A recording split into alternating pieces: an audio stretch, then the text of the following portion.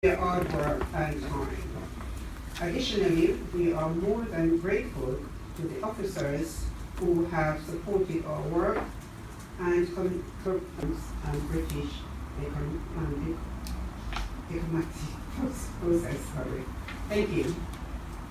Thank you, Councillor Henry. Please pass on our thanks to the schools as well. Any cabinet contributions? Councillor Edith McCauley.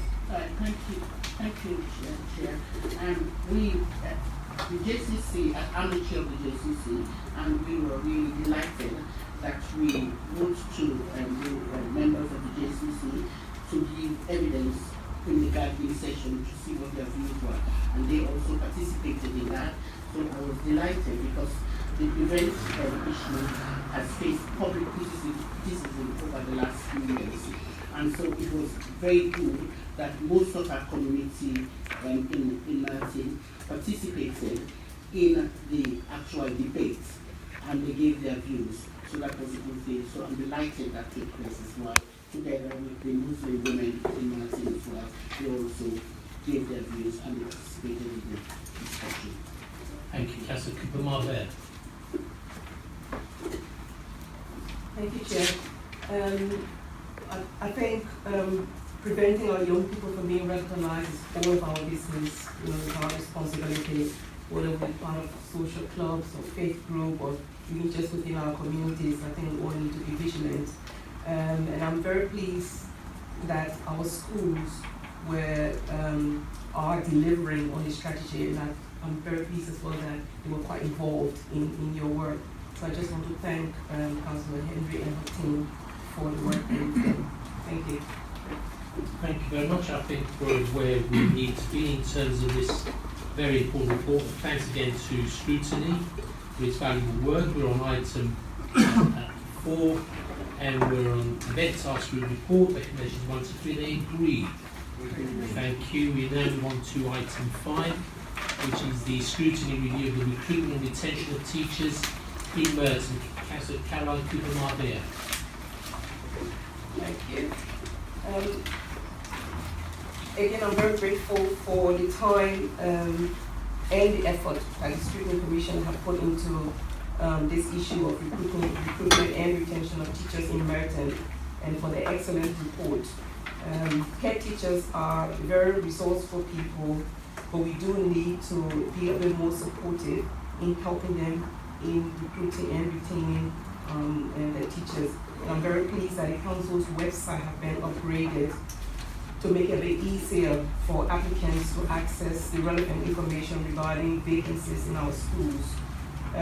Chair, can I just highlight that 100% of our secondary schools are good and outstanding. 93% of all of our children are going to good and outstanding schools. So we have good schools in Merton, and we need to shout out loud about it.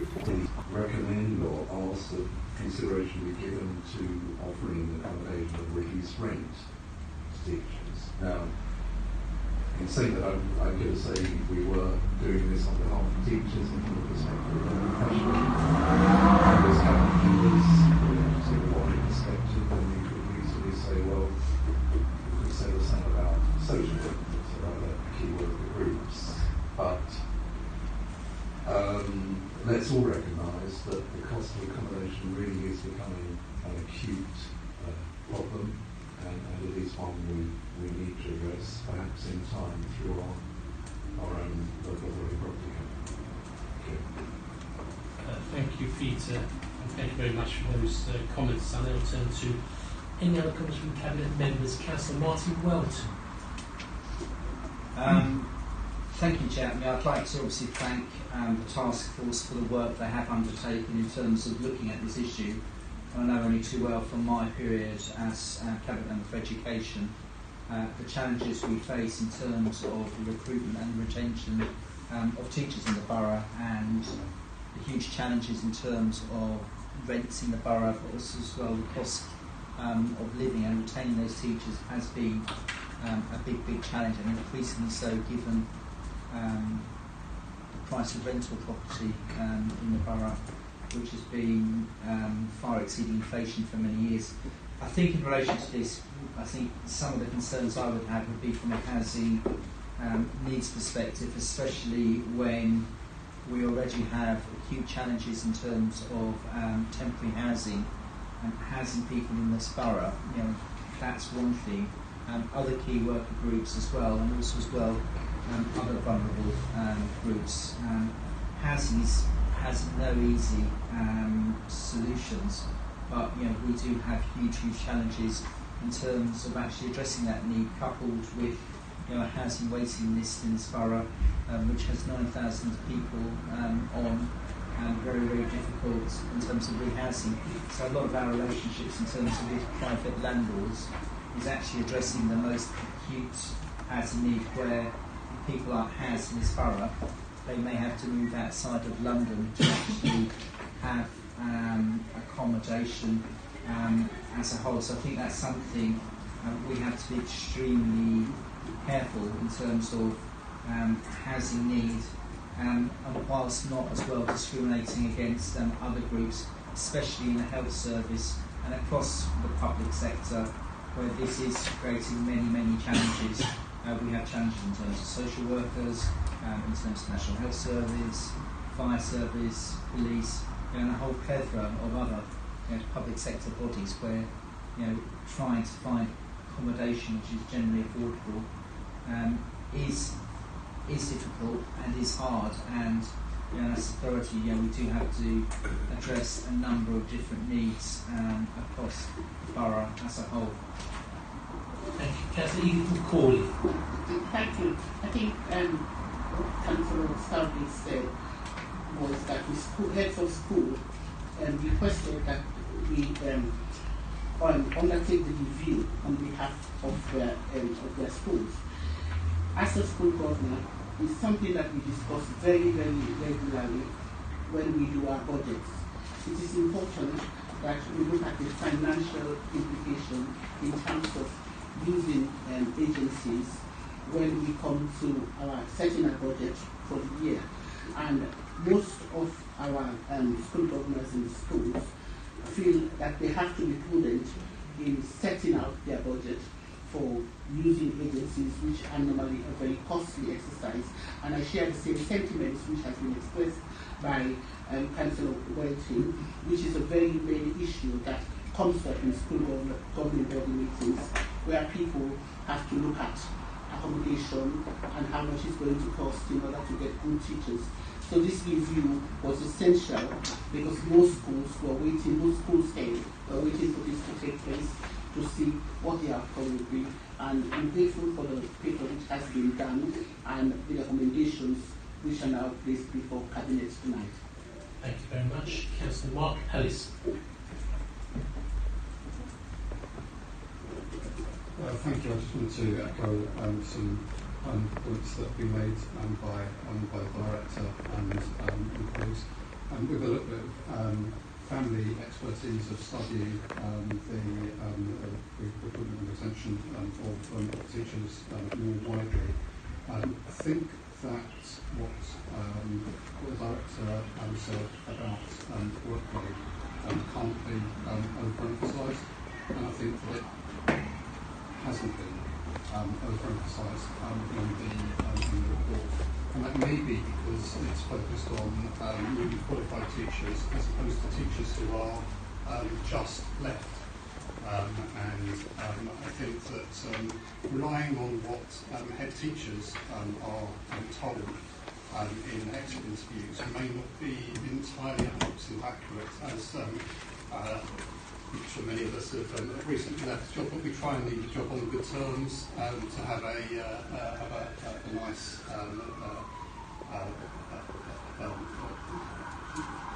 for future.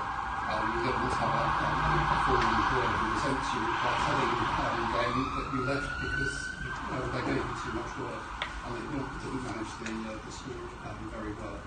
I'm not saying that that's the situation in Merton. But there's a lot of bad feeling from teachers across the country when they leave, that the reason for leaving is because of workload and because of poor management in their schools. And that is by far and away the biggest reason for leaving. It's not housing or those things. I also think there is a concern, going back to what Councillor Rodman said, about housing costs. Housing costs are very important in a very wide range of jobs, and we can argue as to what a key worker is. Key workers could include cleaners. They could include people who work at the shop where you buy your lunch. Without those, London and Merton fails to operate.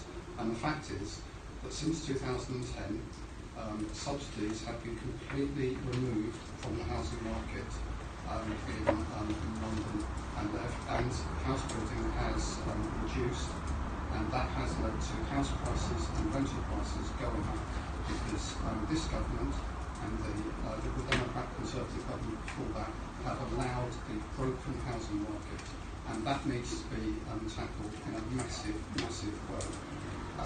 We can take various measures or consider various measures that may help teachers, but the market is broken and you need to fix the market. You need a lot more housing and you need a lot more help for people to provide affordable housing.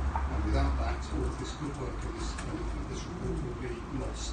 And we need to recognise that it's a massive, fundamental government problem that needs to be sorted out. Thank you, and I think the report at page 49.82 does recognise that other groups are also suffering from this government and the previous Lib Dem Conservative coalition reduction in subsidies for council housing, for building properties and for allowing boroughs to borrow in order to build. We're on item 5, scrutiny, review of the recruitment and retention of teachers, with a big thank you to scrutiny. Thank you, Peter. Do we agree? Recommendations 1, 2, 3, they agree. Thank you. And item 6, Willow Lane Business Improvement District Renewal Ballot. Councillor Martin Welton. Thank you, Chair. This is a report for Cabinet in terms of setting up the process for the renewal of the Willow Lane Business Improvement District. You will see from the timetable on page 60 the process that needs to be followed in order for a third term to be granted, which will need a majority of businesses on the Willow Lane Industrial Estate supporting the renewal. I have to say, Chair, that since this was first established as a business improvement district in 2009, there has been considerable improvements to the infrastructure, the look and feel of the area, but also as well in terms of additional money supporting businesses on that estate and making it actually attractive as well. As a council, we are keen to encourage businesses to the borough in terms of the jobs, but also in terms of the support they give to the local economy. You will see on page 58 what Business Improvement District is, and it's a not-for-profit company set up by business in the area to improve. It is directed and funded by business to make improvements to the trading environment. We'll also see as well further down in terms of 2.9 what the additional business rate would be spent on if it was agreed in a ballot. CCTV and APNR coverage and monitoring, working closely with the local police, regular review and improvements to local planning and access arrangements.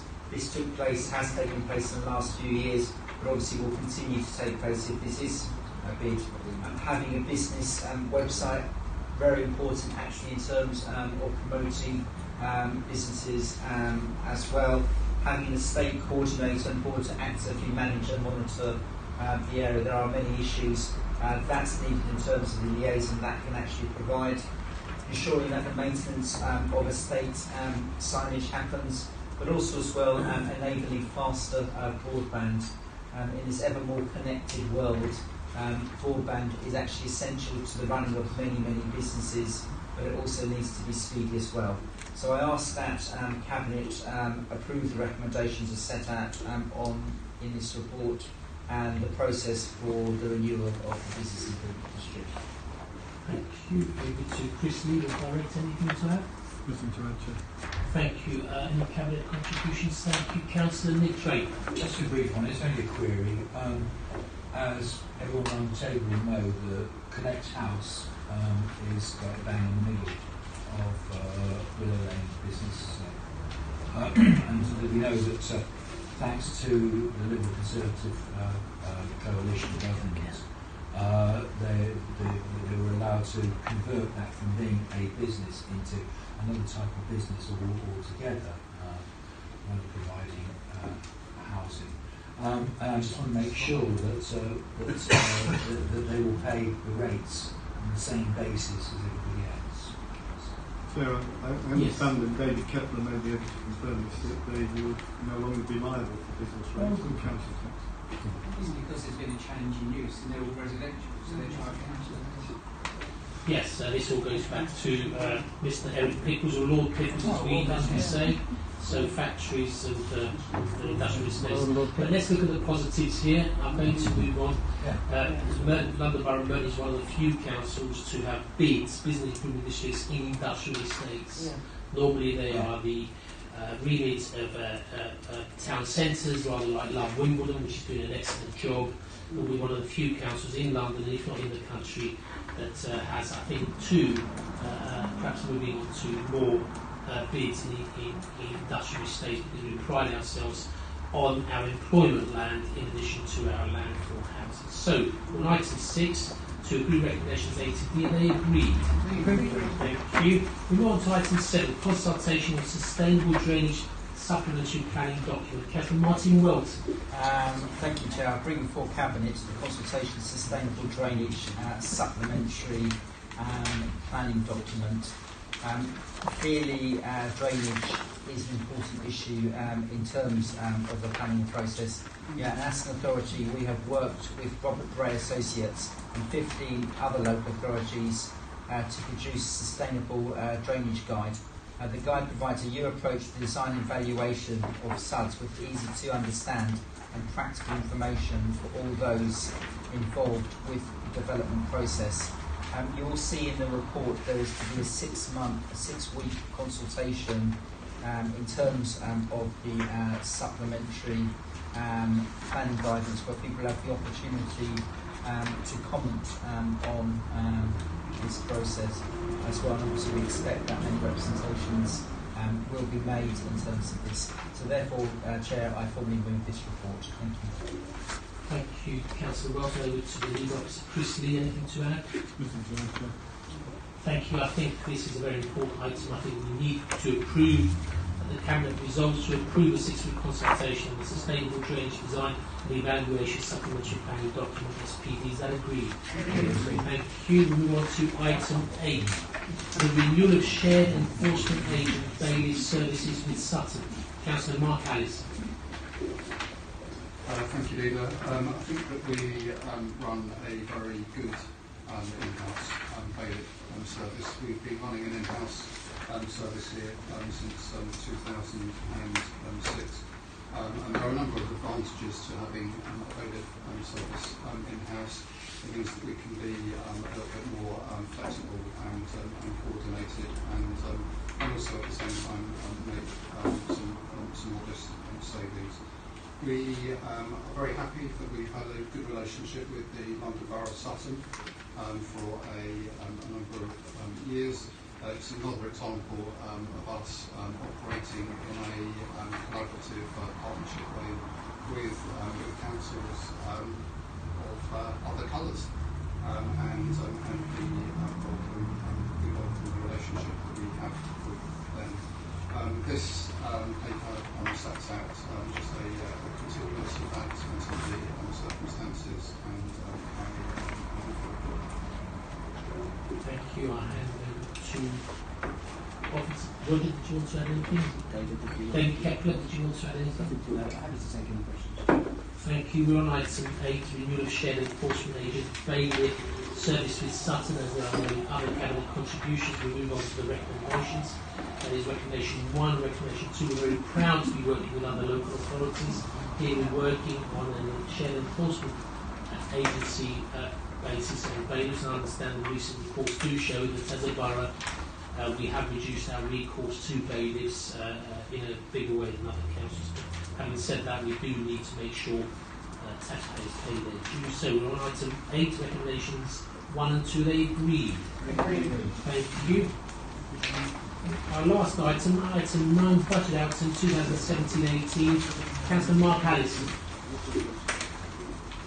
Yeah, thank you again, Leader. This is the outturn report for the finances for the last year.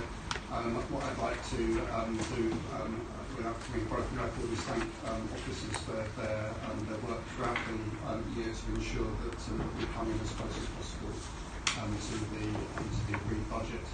I'd like to thank everyone for adhering to the business pipeline that we run our finances with regular monitoring, financial monitoring of our services that gives us chances to intervene and take action where required. This report outlines a great deal of narrative of that. See each individual service is under particular pressures. Each department may have areas where they're able to deliver the service at less than cost, and this paper provides the narrative for all of that. It's very detailed and transparent, and a good example of the work that we do. Overall, we are projecting that we have produced an outturn of a very modest underspend of 266,000, which is about, I think, 1% of our total budget. So we're very close to those figures there, and I'm happy that that money can be added to contingencies to make sure that there are problems in future years that can be used to balance the budget. So once again, thanks to everybody. I would just say that clearly it's been a very financially challenging period for not just this council but for all councils. We've been under attack by the Conservative and Liberal Democrat successive governments, and we need to recognise that it has been very hard and that this has led to some services being facing real difficulties, and that's been true across the country. I think that the country, most people are fed up with the austerity that's been imposed upon us. We want to see an end to it. We want to see a is about growth and isn't fixated on things like Brexit taking up all of its time and resources and energy, and that is why we need to have a change. However, that's the national picture. The local picture is that we've done a good job within the country, and I commend this report, and I thank everybody with staff of the council who've been involved in achieving it. Thank you. Thank you. To Roger, did you want to add anything? Yes, very briefly, Chair. I think it's fair to say that the injection of additional budget in key areas has arrested some significant historical overspend. However, it's probably worth noting that the pressure is increasing on many of our frontline services, and that it's unlikely that the key frontline services will come under increased financial pressure during the course of the current year, and that will play out as we report to you what the basis on our If you like, I might thank officers Caroline as well as Roger and Mark, Mark Allison for the way in which they piloted us, taking us through the very, very difficult times for all local authorities throughout the country, facing cuts of up to 40 to 50% in their budgets, some very, very difficult decisions, but we will get there, and we will have an eye to making sure we look after the vulnerable, the elderly, and safe children at risk as well. So those are our priorities and our values, and that's how we'll continue. So we're on item 9, budget outturn 2017-18. I see no other cabinet contributions. We'll be happy to agree recommendations A, B, and C. Thank you. We have item 11, provided we not refer to the exempt paper and agree the exempt paper, then we won't have to exclude the general public from this meeting. Is that agreed? Thank you very much. That concludes our meeting. Thank you.